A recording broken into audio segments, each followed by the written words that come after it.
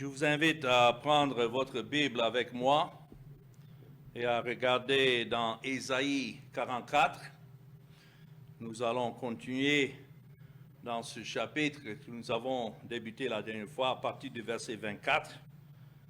Mais je voudrais continuer la lecture et l'étude jusqu'au chapitre 45 et le verset 7, parce que ça fait un ensemble.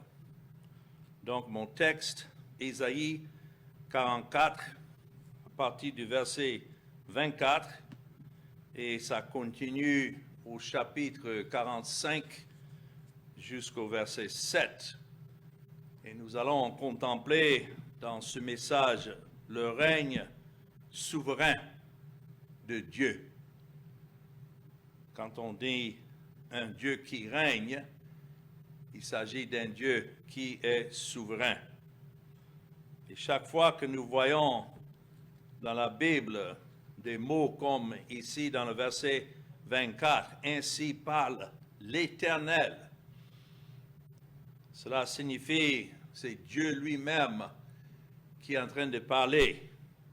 Il n'est pas simplement en train de donner son avis, mais il est en train de faire une déclaration à laquelle nous devons maintenant écouter et faire attention. Donc ici, ainsi parle l'Éternel, ton Rédempteur, celui qui t'a formé dès ta naissance. Moi, l'Éternel, j'ai fait toutes choses. Seul j'ai déployé les cieux, seul j'ai étendu la terre. J'anéantis les signes des prophètes de mensonges et je proclame insensés les devins et je fais reculer les sages et je tourne leur science en folie. Je confirme la parole de mon serviteur et j'accomplis ce que prédisent mes envoyés. Je dis de Jérusalem, elle sera habitée, et des villes de Juda, elles seront rebâties, et je relèverai leurs ruines. Je dis à l'abîme, dessèche-toi, je tarirai les fleuves. Je dis de Cyrus, il est mon berger, et il accomplira toute ma volonté. Il dira de Jérusalem qu'elle soit rebâtie, et du temple qu'il soit fondé. Et puis nous continuons la lecture dans Ésaïe 45, le verset 1. Ainsi parle l'Éternel à son oint, à Cyrus, qu'il tient par la main pour terrasser les nations devant lui et pour relâcher la ceinture des rois, pour lui ouvrir les portes afin qu'elles ne soient plus fermées. Je marcherai devant toi, j'aplanerai les chemins montueux, je romprai les portes d'airain et je briserai les verrous de fer. Je te donnerai des trésors cachés, des richesses en foule, afin que tu saches que je suis l'Éternel qui t'appelle par ton nom, le Dieu d'Israël. Pour l'amour de mon serviteur Jacob et d'Israël, mon élu, je t'ai appelé par ton nom. Je t'ai parlé avec bienveillance avant que tu me connusses. Je suis l'Éternel et il n'y en a point d'autre. Hors moi, il n'y a point de Dieu. Je t'ai saint avant que tu me connusses. C'est afin que l'on sache du soleil levant au soleil couchant que hors moi il n'y a point de Dieu. Je suis l'Éternel et il n'y en a point d'autre. Je forme la lumière, je crée les ténèbres, je donne la prospérité et je crée l'adversité. Moi, l'Éternel, je fais toutes ces choses. Donc ça commence dans Isaïe 44 et le verset 24 avec ces mots « Ainsi parle l'Éternel ».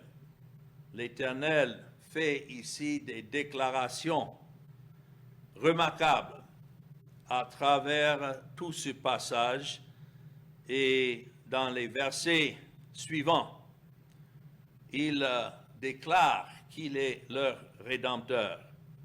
Il parle ici du reste en Israël, en Juda, qui devait préserver, ayant déjà prononcé des jugements qui devaient venir quelques centaines d'années plus tard avec Babylone, qui devait prendre la ville de Jérusalem et détruire le temple, emmener le peuple en captivité, mais Dieu les rappelle qu'il préserverait un reste. C'est pourquoi il dit qu'il est leur Rédempteur dans le verset 24, le Créateur de chaque personne, c'est-à-dire qu'il a formé dès l'utérus. Il n'est pas simplement le roi de son peuple, mais il règne sur tout peuple, sur toute sa création. Il est le créateur de toutes choses. C'est lui qui a fait toutes choses, comme c'est écrit dans le verset 24. Moi, l'Éternel, j'ai fait toutes choses. Il n'y a rien qui existe que Dieu n'a pas fait. Plus sage et plus grand que quiconque. Il dit ici, seul j'ai déployé les cieux, seul j'ai étendu la terre. Il n'y avait personne là pour lui donner des conseils. Et donc, cela devait fermer la bouche à ceux qui prétendaient avoir du contrôle de leur vie ou bien pouvaient en quelque sorte diriger leur vie en dehors de ce Dieu souverain et qui soutient les siens et qui ressuscite les villes mortes, ayant dit à Jérusalem, tu seras habité. Bien sûr, ça devait être ruiné pendant 70 ans de captivité, mais maintenant, Dieu prédit ce qu'il va faire avec Jérusalem. Ce n'est pas parce que Jérusalem avait quelque chose de bon en elle-même, mais c'est parce que Dieu a promis préserver cette ville jusqu'à la venue de son Fils. Et après cela, la ville devait être détruite encore une dernière fois dans l'année 70 du 1er siècle. Mais c'est Dieu qui fait tout cela. C'est lui qui a l'autorité sur toute sa création et qui dit, comme il dit à l'abîme dans le verset 27, « Dessèche-toi, je tarirai tes fleuves. » C'est Dieu qui fait cela pour sa gloire. Alors, qui dit de Cyrus, nous continuons dans le verset 28, Dieu prouve ici qu'il est bien celui qui non seulement suscite ceux qui doivent accomplir sa volonté, mais ici, il est en train d'annoncer par son nom, Cyrus était un roi qui est venu vaincre les Babyloniens à la fin des 70 ans de captivité. Mais Ésaïe écrit cela plus de 200 ans avant même que Cyrus n'accomplisse cette prophétie. Ça, c'est remarquable. Mais ça nous prouve encore que c'est Dieu qui règne, c'est Dieu qui est souverain, c'est Dieu qui est le Dieu de l'histoire. Alors, voilà ce qui prouve que cette parole que nous étudions est véritablement la parole de Dieu.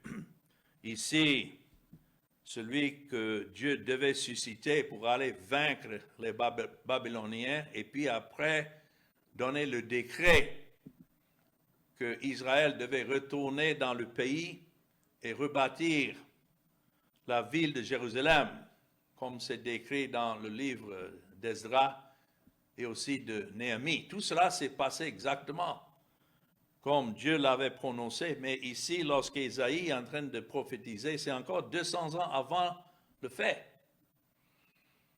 Mais Dieu appelle Cyrus ici dans le verset 28 son berger. C'est écrit, il est mon berger.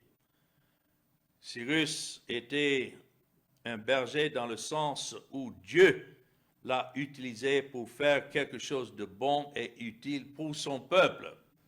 En fait, c'est Dieu qui est le véritable berger de son peuple, mais il utilise les moyens parmi les hommes pour accomplir sa volonté à propos de son peuple.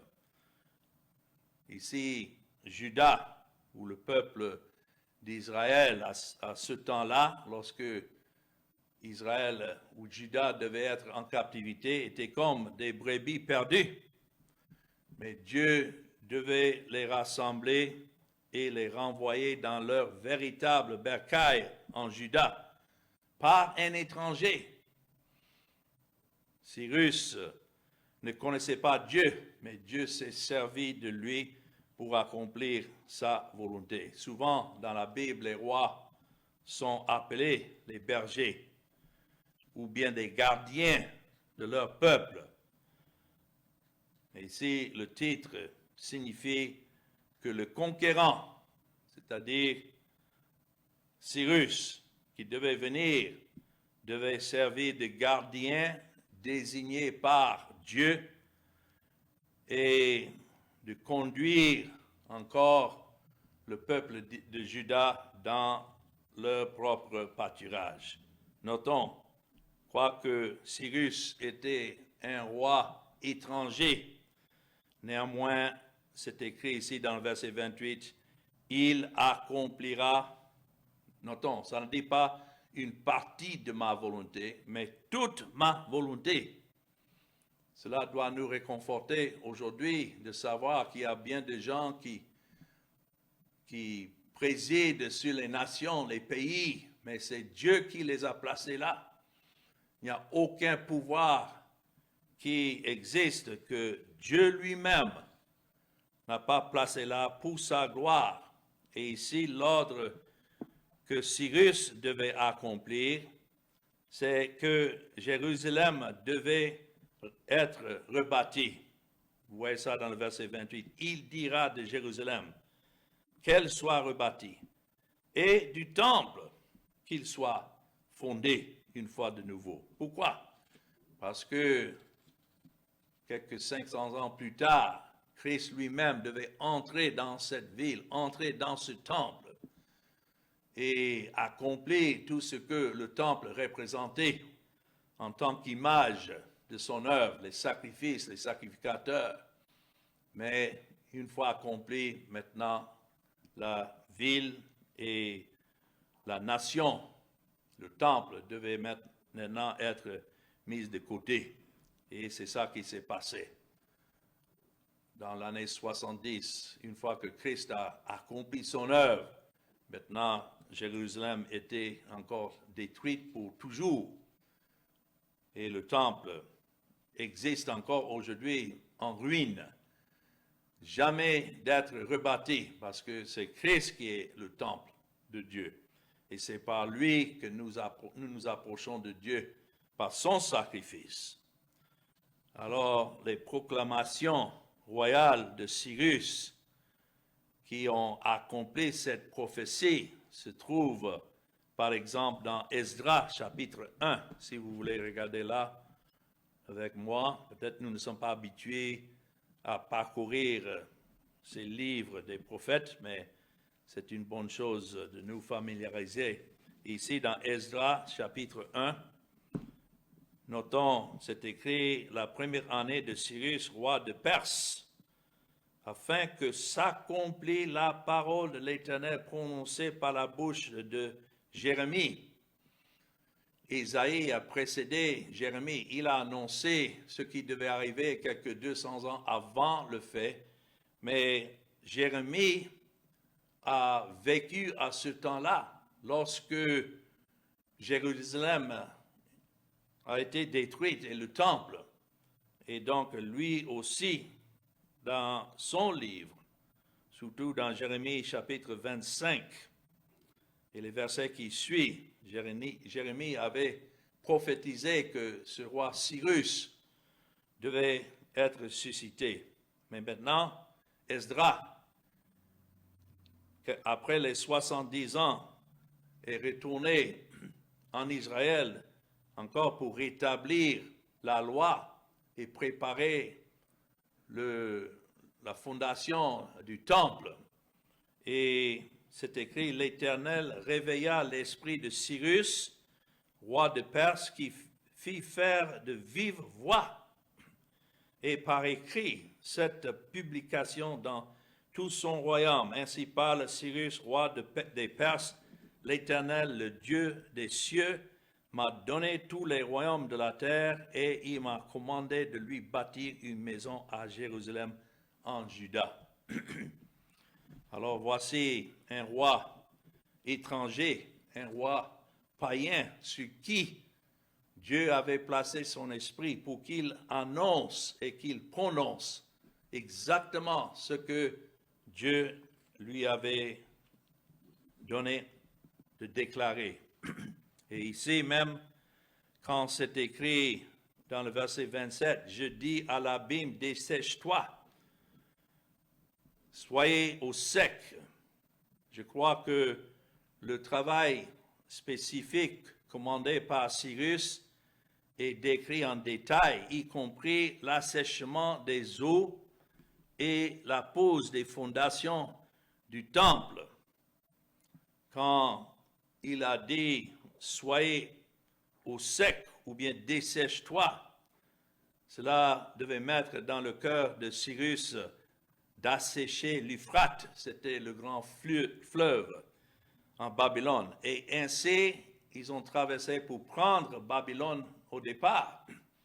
Donc cette prophétie a été accomplie pour que Cyrus puisse vaincre la ville et la nation de Babylone et puis ensuite faire sa proclamation.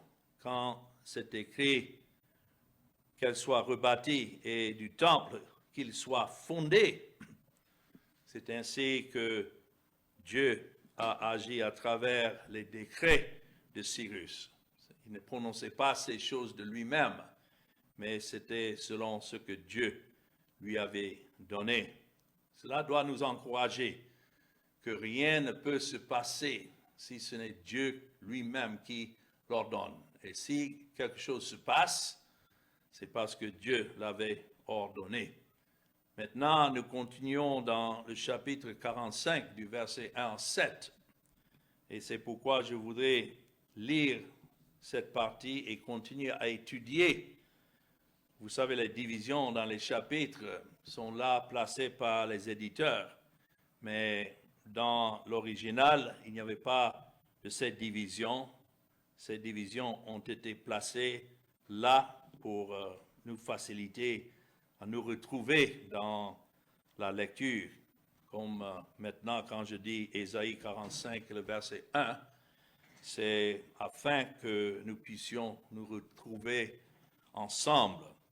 Mais ici, dans Ésaïe 45, et du verset 1 à 3, nous avons encore plus de précision concernant l'appel et la mission de Dieu pour Cyrus.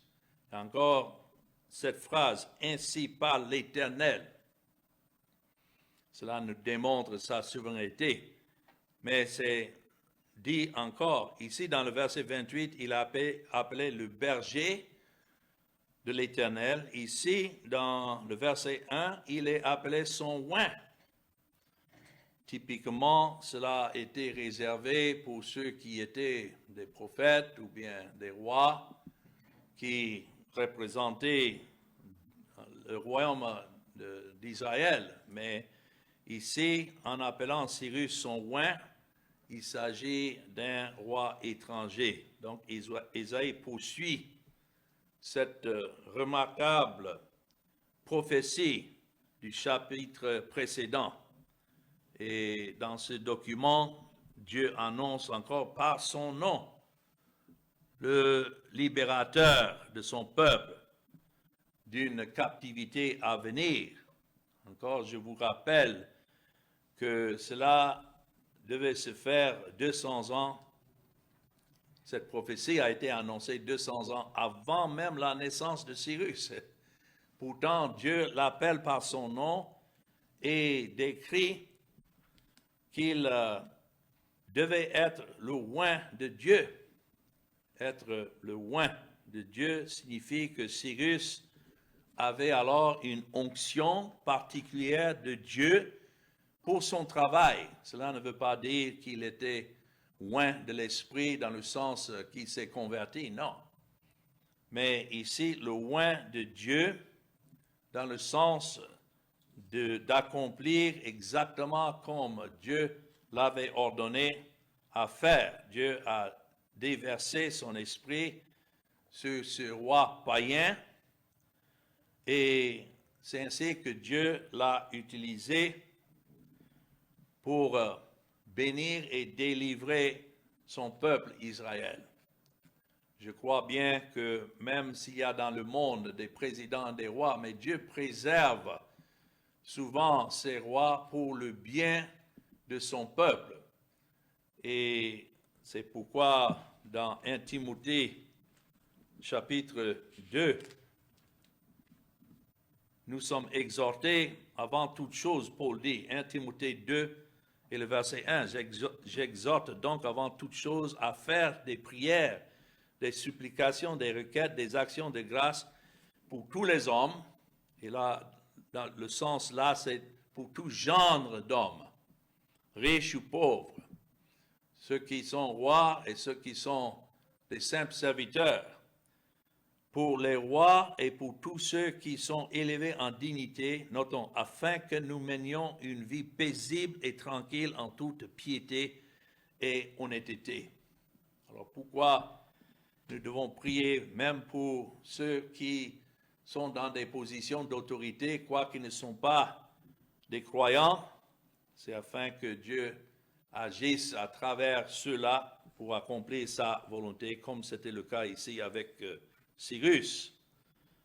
Et il existait pour une seule raison. Il a pu conquérir la nation de Babylone pour une seule raison. Ce n'était pas parce qu'il était en lui-même plus puissant ou qu'il avait plus de sagesse que Babylone, non, mais c'est l'Esprit de Dieu qui l'a oint pour qu'il puisse accomplir cela afin que le peuple d'Israël ou bien de Juda soit libéré. C'est ça, dans le verset 1 de Ésaïe 45, Dieu dit qu'il tient par la main. C'est une manière de parler, mais on tient souvent par la main un petit enfant. Donc c'est une expression pour montrer que c'est Dieu qui est le véritable roi ici. Et que Cyrus n'est que comme un enfant qu'il tient par la main pour diriger, afin de terrasser les nations devant lui.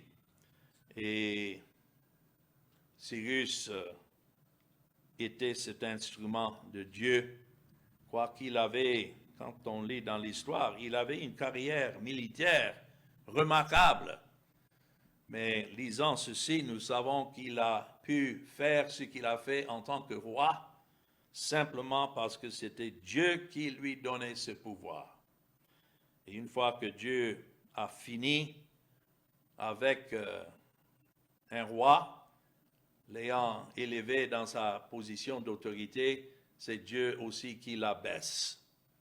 Ce n'est pas l'homme qui doit rester dans sa place si Dieu ne l'a pas placé là. Nous savons que Cyrus, quand on lit l'histoire, dans les anneaux de l'histoire, Cyrus a soumis les Syriens, les Assyriens, les Arabes, les Cappadociens, les Frisiens, les Lydiens, les Cariens, les Phéniciens, les Babyloniens, les Bactriens, les Indiens, les Ciliciens, les Saciens, les Paphlogoniens, les Marandins et bien d'autres nations. Je trouve difficile même de prononcer quelques-unes de ces nations, mais c'est pour dire qu'il a conquis le monde qui existait à l'époque. Et il avait aussi une domination sur les Asiatiques, les Grecs, les Cypriens et les Égyptiens. Il a vaincu quelques pays qu'il a envahis. Alors, c'était le roi des Perses. Aujourd'hui, les Perses représentent les Iraniens, la nation d'Iran. Babylone était du pays d'Irak, ce que nous connaissons comme Irak. Mais à l'époque, c'était véritablement un empire mondial. Et donc, c'était en octobre, à peu près dans l'année 539 avant Christ, que Cyrus a avancé dans la basse Mésopotamie et il a quitté Babylone pour la fin. Il a conquis, il a occupé le territoire environnant. Une fois établi sa base en Babylone, alors c'est Dieu encore qui le dirigeait pour qu'il conquisse ces nations. Et donc, nous pouvons voir tout cela encore, comme je disais, dans Esdras, mais aussi dans 2 Chroniques, le chapitre 36. Mais quel était le but de l'appel, de la mission de Dieu pour Cyrus? C'est ainsi que nous voyons du verset 4 jusqu'au verset 7. C'était, dans verset 4, premièrement, pour l'amour de mon serviteur Jacob. Dieu s'est servi de Cyrus pour libérer ce reste de Juda par son amour pour Jacob, son serviteur. Qu'est-ce qu'il y avait en Jacob? Il y avait cette postérité qui devait être suscitée et de laquelle maintenant Dieu, le Fils, devait venir et accomplir son œuvre de salut pour tous ses élus. Non seulement les élus en Israël, mais pour les élus de partout dans le monde. Alors peut-être que Cyrus aimerait penser que Dieu l'avait choisi pour le bénir lui-même en tant qu'homme le plus intelligent, ou bien le plus talentueux, ou bien le plus fort disponible. Mais ce n'est pas pour ça que Dieu s'est servi de Cyrus. Ce n'était pas Cyrus qui a poussé Dieu à agir, mais c'était l'état de son peuple. Dieu, voyant l'état misérable de Juda et le temps étant accompli, a suscité Cyrus, comme Dieu le dit, pour l'amour de mon serviteur Jacob et d'Israël, mon élu. Et ce qui est dit ici de cette postérité, ce reste est vrai aussi de tous les élus que Dieu a choisis bien avant la fondation du monde, de toute langue, de toute tribu. Ils sont élus de Dieu par son amour et appelés par son nom. Et ainsi, Dieu a ordonné sa bienveillance à ses élus bien avant que les élus ne sachent qui il est en tant que Dieu. Tel était le cas de Cyrus, mais tel est le cas de chacun de nous pécheurs choisis par Dieu afin que nous puissions le connaître. C'est Dieu qui a fait le choix, mais c'est à cause de son amour et à cause de sa grâce. C'est ce que nous lisons particulièrement dans le Nouveau Testament. C'est dans son amour qu'il nous a prédestinés à être ses enfants d'adoption. Donc Cyrus se sert maintenant d'un exemple Cyrus se sert maintenant d'un exemple de ce que Dieu daigne utiliser pour sa gloire, comme tout habitant de la terre. C'est Dieu qui règne et il est souverain en tout ce qu'il fait. C'est ainsi que Dieu continue dans le verset 5 à dire « Je suis l'Éternel ». S'il n'y a pas d'autre leçon à apprendre dans cela, c'est de savoir que c'est Dieu qui est l'Éternel. Le mot éternel veut dire qu'il n'a pas de commencement ni de fin. Et il dit, il n'y a point d'autre. Or, moi, il n'y a point de Dieu. Rappelons-nous que la raison pour laquelle Dieu devait emmener la tribu de Juda en captivité, c'est parce que Juda s'est éloigné, tombé dans l'apostasie en suivant d'autres dieux, petits dieux. Et Dieu maintenant les rappelle que non, hors moi, il n'y a point de Dieu. Et c'est un rappel ici aussi que c'est Dieu qui est saint. Comme il a soutenu Cyrus avant même que Cyrus ne le connaissait. Mais c'était afin que même Cyrus sache que c'est l'Éternel qui est Dieu. Et verset 6, c'est afin que l'on sache du soleil levant, du soleil couchant, que hors moi, il n'y a point de Dieu. Voici le message que nous avons annoncé à un monde éloigné et à un monde perdu, qu'il y a un Dieu qui règne. Et en dehors de lui, il n'y a point de Dieu. Et c'est pourquoi Dieu conduira en jugement devant sa présence tout être humain. Et si quelqu'un n'a pas eu sa dette payée par le Seigneur Jésus-Christ, que Dieu a suscité, donc de telles personnes subira certainement son jugement. Ça, c'est quel Dieu qui sauve qui il veut, mais aussi qui condamne qui il veut. Et c'est pourquoi, pour terminer dans le verset 7, un verset clé que nous avons à souligner, où Dieu dit « Je forme la lumière et je crée les ténèbres ». Beaucoup croient que, oui, c'est Dieu qui fait de bonnes choses et manifeste sa lumière, mais c'est le diable ou bien les hommes pécheurs maintenant qui créent les ténèbres. Mais que dit Dieu lui-même? Il dit, je forme la lumière et je crée les ténèbres. Notons, je donne la prospérité et je crée l'adversité. Et le mot dans l'hébreu pour l'adversité, c'est le mal, ce que l'homme appelle le mal.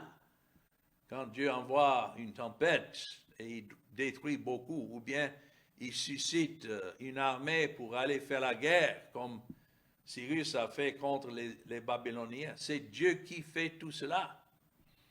Il faut savoir qu'il y a eu beaucoup de morts, ou bien que ce soit une maladie, un virus envoyé. Les gens disent, oh, mais c'est le diable qui règne. Non, un seul Dieu règne. Même le diable est le serviteur de Dieu pour accomplir tout ce qu'il a ordonné. Je donne la prospérité, il dit, et je crée l'adversité. Moi, l'Éternel, je fais toutes ces choses. Si tel n'est pas le Dieu que vous adorez, donc vous ne connaissez pas Dieu. Il dit, je fais la paix, je crée la calamité. Moi, le Seigneur, le sens du mot éternel, je fais toutes ces choses. En termes simples, Isaïe savait que Cyrus saurait et déclarerait au monde entier. Et nous devons savoir aujourd'hui le même, que Dieu est celui non seulement qui est au contrôle, les gens aiment utiliser ce terme, non, il n'est pas simplement au contrôle, mais il ordonne chaque détail afin que rien ne se passe que Dieu ne l'avait pas déjà ordonné. Il t'a donné que cette prophétie a été donnée bien avant que le peuple d'Israël n'ait entré en captivité, au moment où Ésaïe annonçait cette prophétie. Il y avait encore une centaine d'années qui devaient écouler. Et c'est pourquoi il y avait beaucoup de faux prédicateurs. Quand les choses ne sont pas arrivées immédiatement, ces faux prédicateurs calmaient les gens en disant que non, il suffit que nous continuons comme nous sommes et tout ira bien. Mais Dieu avait déjà prononcé ces jugements. Même si ces jugements ne sont pas arrivés immédiatement. Tout ce que nous savons, c'est que tout ce que Dieu ordonne viendra en son temps et sera accompli exactement comme Dieu l'avait ordonné. Le point d'Ésaïe ici est qu'il n'y a pas deux dieux qui existent, ou bien des forces dans le ciel qui se combattent, un qui est bon et puis l'autre qui est mauvais. Voilà comment les gens raisonnent. Quand tout va bien, on dit que oui, Dieu a mené la bataille, mais quand le mal arrive, on dit, oh, c'est le diable. Et donc, il y a toujours ce conflit que les gens aperçoivent entre le bien et le mal, mais tel n'est pas le cas. Comme nous voyons ici, Cyrus était un Persan et les Perses avaient une conception dualiste de Dieu et du monde, exactement comme d'autres pensent aujourd'hui. Ils appelaient leur Dieu bon, il avait un nom Ahura Mazda, et le Dieu maléfique, ils appelaient Angra Magna. C'était des noms en perse. Et le premier avait créé la lumière, le second les ténèbres. Mais voilà pourquoi Dieu insiste, même ici, que non, cela n'est pas un conflit entre un Dieu qui est bon et un autre qui est mauvais. Aujourd'hui, les gens ont un Dieu qu'ils appellent bon, qui est amour, mais ils disent que c'est Satan qui s'oppose. Et souvent, dans ce conflit, selon eux, Satan gagne et c'est Dieu qui doit maintenant revenir là-dessus pour regagner le terrain. Non, Dieu ordonne toutes choses. Et même le mal, que les gens appellent mal, est selon le dessein de Dieu. Et peut-être le meilleur exemple de cela, c'est ce que Dieu a ordonné concernant son Fils.